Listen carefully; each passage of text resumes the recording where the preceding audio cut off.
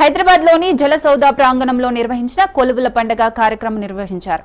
నీటిపారుదల శాఖలో కొత్తగా ఎంపికైన ఏఈ, జేటీఓలకు సీఎం రేవంత్ రెడ్డి నియామక పత్రాలను అందజేశారు. నీటిపారుదల ప్రాజెక్టుల నిర్మాణంలో నాణ్యత విషయంలో ఇంజనీర్లు ఎటువంటి ఒత్తిళ్లకు తలొగ్గొద్దని సీఎం రేవంత్ రెడ్డి స్పష్టం చేశారు.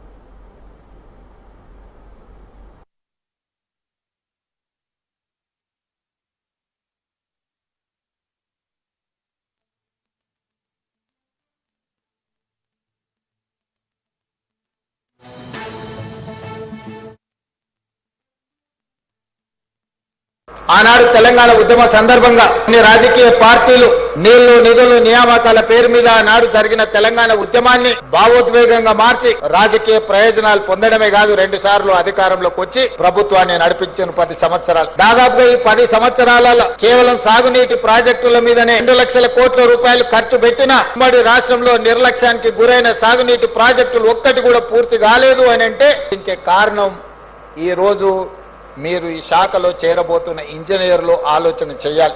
ఆనాడు ఉమ్మడి రాష్ట్రంలో సమైక్య పాలనలో తెలంగాణ ప్రాంతానికి అన్యాయం జరిగింది. లేకపోతే తెలంగాణ ప్రాంతంలో పాలమూరు రంగారెడ్డి కావచ్చు, కల్వకుర్తి కావచ్చు, భీమా కావచ్చు, నెట్టంపాడు కావచ్చు, కోయిల్ సాగర్ కావచ్చు, హంద్రి నీవా కావచ్చు, ఆంధ్రప్రదేశ్ లో కట్టిన ప్రాజెక్టులతో పోల్చినప్పుడు తెలంగాణలో సీతారామ గాని, ఇందిరాసాగర్ గాని, రాజీవ్ సాగర్ గాని, లేకపోతే దుమ్ముగూడెం గాని, తెలంగాణ ప్రాంతంలో కట్టిన ఆనాటికే ప్రారంభమైన ప్రాజెక్టులు, జలయజ్ఞంలో భాగంగా ప్రారంభమైన ప్రాజెక్టులు తెలంగాణ రాష్ట్రం వచ్చిన 10 సంవత్సరాలలో ఏది పూర్తి కాలేదు.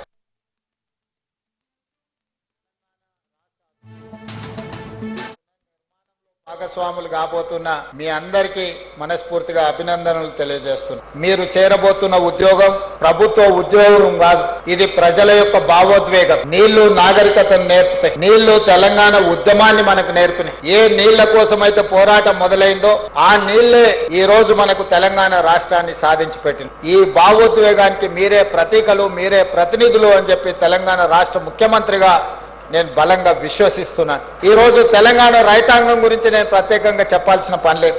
వ్యవసాయ కుటుంబంలో నుంచి వచ్చిన వాళ్ళే 90% ఈ రోజు